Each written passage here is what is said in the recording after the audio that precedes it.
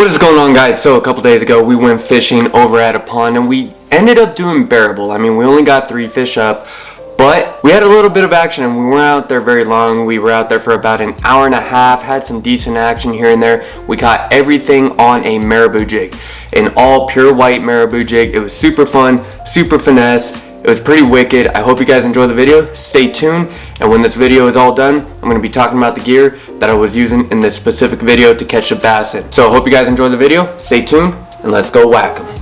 Alright guys, we got a little hair jig. Let's see if we can get this thing to get big. It is the ultra finesse bait. Cannot get any lighter than a little marabou jig. You really can't. Thing with marabou jigs, you can't cast them very far because they're typically fairly light. So you just gotta get it out there as far as you can. Just let it fall super slow. Just give it a little pops in. You can work it on the bottom just like a normal jig. They're pretty versatile. And they do typically come out of any sort of structure fairly easily. Come on.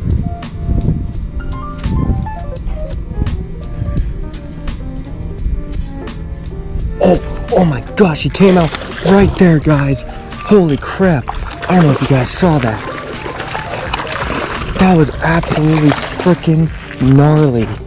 That was so sick. That is crazy. Not a bad fish either. Dude's extremely cold. That is so freaking sick. Let's turn that around so you guys actually see him. That is freaking awesome right there. Oh my goodness. Thank you for the bite, dude. Guys, he was literally hanging out right here, right underneath this like little piling. I had the jig just popping in super lightly and he just darted out and just grabbed it. That was so freaking rad. Let's get him back in. Not the most cinematic release, but put him back in nice and carefully. Let's get out there. Let's get another. That was so unexpected too. I did not expect the bass to be that close up. Just doing super like light pops all the way in with this marabou jig. The only thing I kind of regret is throwing this marabou jig on 8-pound test. I mean, it looks really realistic as it is, but if I had 4-pound test, it would move flawlessly. It would look so good. Plus it'd be a lot easier to cast too. I'd be able to whip it out a lot further. I think a lot of the pond bass they're just deeper. That guy was just chilling right there because the sun's hitting it directly. Because this is concrete and there's a little bit of rock around it, it holds in a little bit extra heat. I think that's why that guy was just chilling right there. He was pretty much sunbathing underneath the concrete.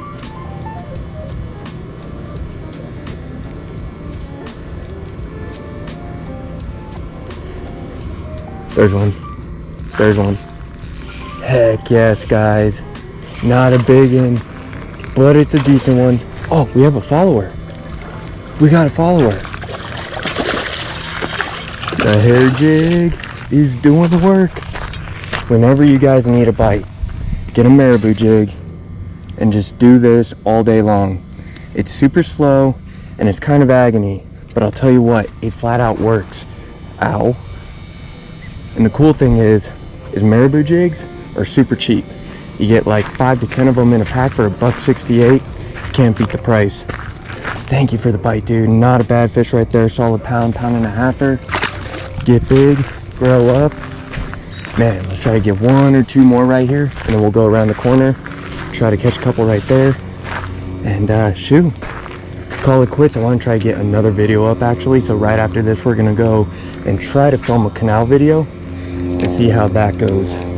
Hopefully we can get 2 videos within 1 day. That would be pretty freaking wicked. Great thing about marabou jigs too, they're so small, so finesse. They're just so easy for the bass to eat. It's almost hard for them to turn it down because they just see this super finesse, light, feathery thing flowing through the water column. I mean, they have no choice but to eat it because it's too realistic looking to them. Oh my gosh, the amount of bass right here, guys. That is crazy.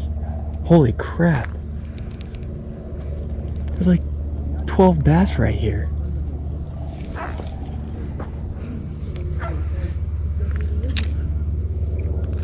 And that's the crazy thing. I couldn't see any of these bass with all that muck covering this area. Now all that muck disappears and they all appear. It's crazy. Oh, little bass right here. Let's try to catch him.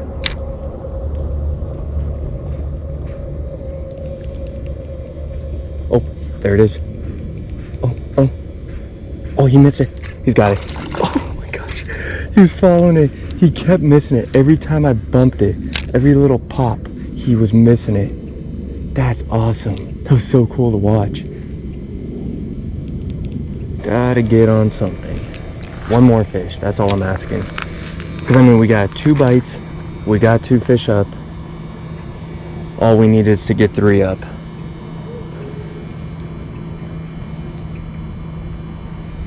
There's one. There's one.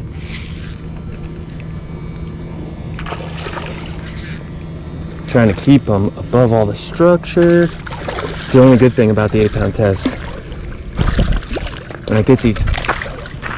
man. He touched the bank, but I didn't touch him. It's just like I can't really count him, but I want to. Kind of jinxed myself too. I was like, that's a good thing about 8-pound test. And then he pops off. Man, there needs to be some structure in all these other ponds and not just be these giant bowls. That's why fishing this time of year is really, really tough, and that's why fishing in that one pond was at least like bearable. Because I mean, there was structure in it. That one concrete slab that shoots out acts as a point, so the fish are obviously going to be hanging out on that. I'm gonna try to catch these little dinks. I mean, these are micro bass, but I'm gonna try. Let's see. Oh, he's on it. He's on it. One's gonna hit it. He's got it. He's got it. That's hilarious. That is awesome. That's why these little marabou jigs are so freaking awesome, guys, because if you're struggling to catch any big fish, you can always downsize and catch these little squeakers. That is so freaking cool. They were all interested in it too. Thanks for the bite, dude. Maybe I'll just do that just to fill up a couple of bites for the video, get that confidence back. I know they're just dinks and it doesn't really mean much, but hey, a bite's a bite when you're struggling. All right, guys, so as you saw, we got 3 fish up. It wasn't the best, but it wasn't bad. At least we went out, we caught a couple fish. I was trying all day long to try to figure out what I should have used, and then for some reason, it just popped in my mind to use a marabou jig. The great thing about marabou jigs is that they're extremely cheap. You get like 5 to 10 of them for $1.68 over at Walmart. They have a bunch of different colors. They got chartreuse white, plain old white, black, yellow. I mean, there are so many different styles of marabou jigs that you can use. They resemble bait fish, they resemble bugs, so that's why it catches just about everything. You'll catch bass, crappie, bluegill, tilapia. You'll catch everything on a marabou jig. Nearly impossible to almost get skunked on them. They're just year-round top-notch fishing lures to use. So pretty much the gear that I was using, I actually was using a little bit too heavy of gear. I would have liked to use 4-pound test with it because it would have made the marabou jig look a lot more finesse and a lot more realistic in the water column. But I was using my 7'2" medium light action Okuma Saros rod right there.